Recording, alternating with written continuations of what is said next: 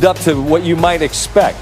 Jared Goff had to do what he has done better than anyone else this season. Be clever outside the pocket. Nearly 80% completion percentage outside the pocket. Get away from Mack and company.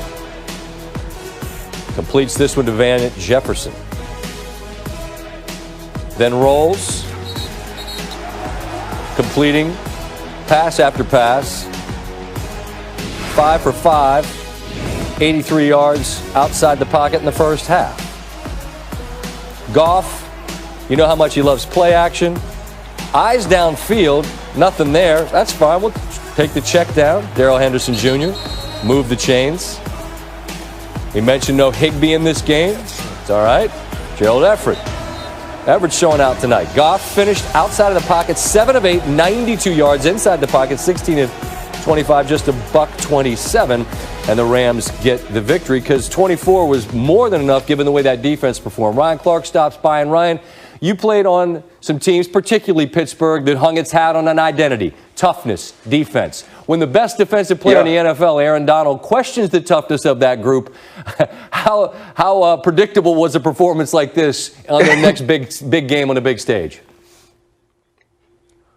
Listen, it's very predictable when your star defensive lineman says you were soft, but it showed up in the fourth quarter and it showed up in big moments in both the run and the pass. You're going to see a big run in the third quarter where they need it. This is 4th and 1. They're going to go down and around and give the toss to Cordero Patterson. They understood what was coming. You're going to have Jalen Ramsey attack from the outside. Troy Hill understand his leverage as well. And Terrell Lewis fight over the top. When Jalen Ramsey set this edge, this is a corner on a lineman, people. And now you get across the face and there's nowhere for Cordero Patterson to go. You smash it right in the face, and that's physical football. Here you're going to see a great rush. You better double Aaron Donald, but that leaves Leonard Floyd coming off the edge. And when you double Donald, he splits it. He beats it. Floyd gets outside, but here's the play that's made. Outside, the linebacker bumps the running back, and when he does that, the tackle looks back inside. So as he's flushed, the linebacker sacks him. This is what the Rams did. The Rams understood how they would be attacked, and they were more physical than the Chicago Bears, just like their leader said they needed to be. This is one of the best teams in the NFC, and we have to start acknowledging it. Those are so great because you get just such a sense, Ryan, of how little time Foles has, and it's happening at a million miles an hour given the way that Rams defense is playing. And you allude to where I wanted to go. You think they're one of the best teams in the NFC. They play in the best division by a lot. Everyone's got a plus differential. Everyone's over 500. How do you assess where the ultimate power in the West is moving forward? Well, if you're in the West, you wish you were in the East because all of these teams would win that division. Shoot, every other team would win that division. But you got to start with the Seattle Seahawks. And I know we just watched them come off of a loss, but we're not expecting Russell Wilson to throw 3 interceptions week in and week out. And now when you're going to let Russ cook, this is going to happen sometimes. You're hoping to get Jamal Adams back healthy, and that adds to that defense, and we could see a little more of that playmaking we saw early on in the year. Russ is still the leader for the MVP. Pete Carroll still one of the best coaches in the game, and I think that they'll be the #1 team, but they will be fighting with the team I think that's #2, and that's the Los Angeles Rams. When you watch this team play, to me, they're the most complete. Not as good at quarterback as the Seattle Seahawks, but outside of the pocket, Jared Goff is cooking, and Sean McVay is doing an excellent job of getting him where he needs to go. And we talked about that defense already, Scott. And I know we don't have enough time to roll tape of everyone, but the Arizona Cardinals are balling, and the San Francisco 49ers, as beat up as they are so well coached. They are in the fight too. What's going to be sad is that all 4 of these teams can't make it to the playoffs, but this is going to be a war of attrition, and I believe the divisional matchups tell the tale of who represents this division in the playoffs. I agree, and I think Sunday night's game was a great example of what every one of these games figures to be. Sort of a coin flip game, and can you win those coin flip games? That's ultimately, as you know, Ryan, what differentiates who plays into January and who has to watch on TV. Yep. Always enjoy the time. Look forward to talking next week. Thanks, man. Yes, sir. See you next week. All right. Sean McVay, I've been wanting to talk to him for a long time, and I'm going to ask him about his punter. How can you not? Talk about 3 phases of the game, and we showed you Goff. We just talked about the defense. And part of the reason the defense was able to just get after the Bears, look at what Johnny Hekker did. I mean, we used to keep inside the 20 stats back in the day. Well, coffin corner. They were inside the 10 after all 5 of Hecker's punts. Inside the 10 5 times. It was outrageous how well he performed on Monday night. All right, to Monday Night Football. SoFi Stadium, the host for the first time. You got $5 billion, Steve, just build you a stadium. Get some waterfalls, the whole shebang. The defense is top 5 in both scoring and yards against, and they looked like it in this one. Donald and Mack, and early on, Goff rolls out Van Jefferson.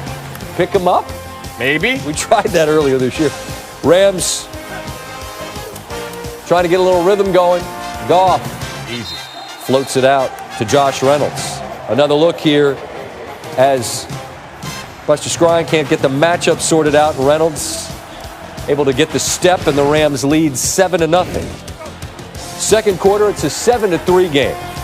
And as you see, the Bears are backed up there, and that was the story of the game. Hecker did a remarkable job pinning them, and they were constantly having to fight just to get first downs. And here you see a great completion to Javon Wims, but a way better hit from Jalen Ramsey, who stops him from getting the mark. They actually gave it to him at first, took a look, he didn't get there. Got to give it back. A few drives later, Foles pressured, as Aaron Donald is wont to do. Donald and Gaines get there. Greg Gaines.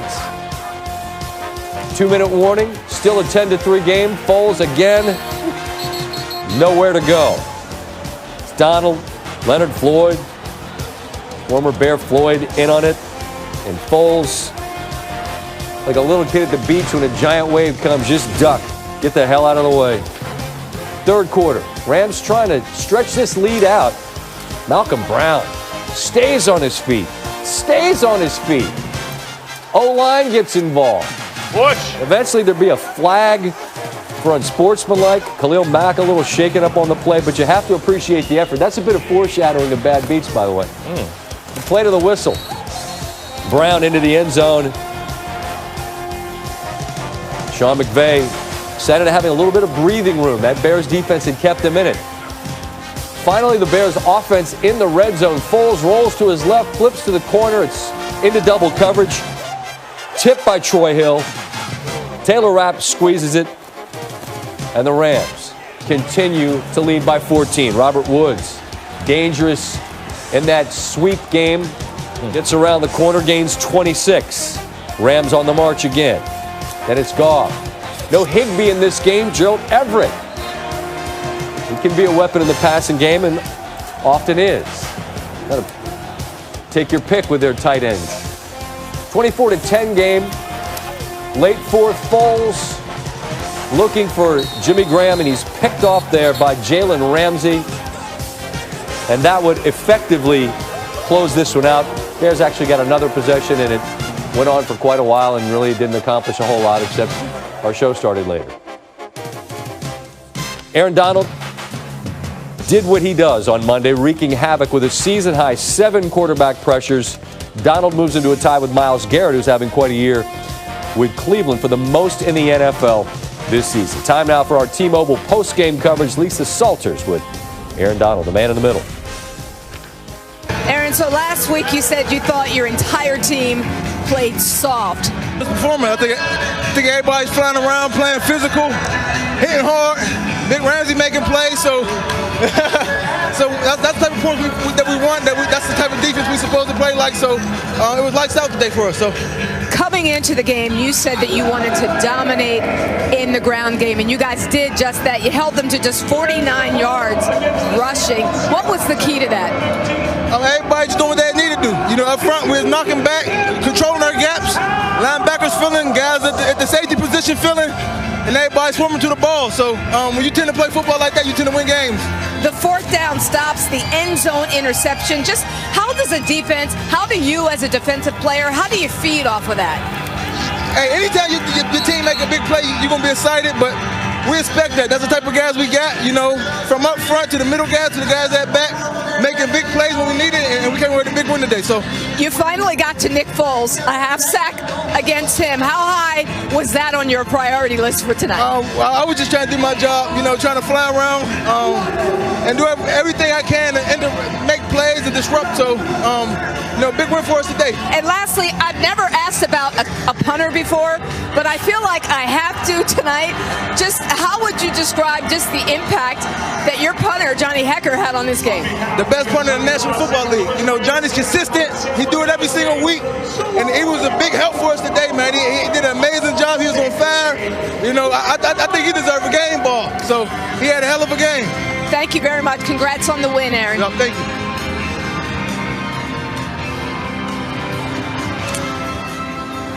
All right, let's do our research.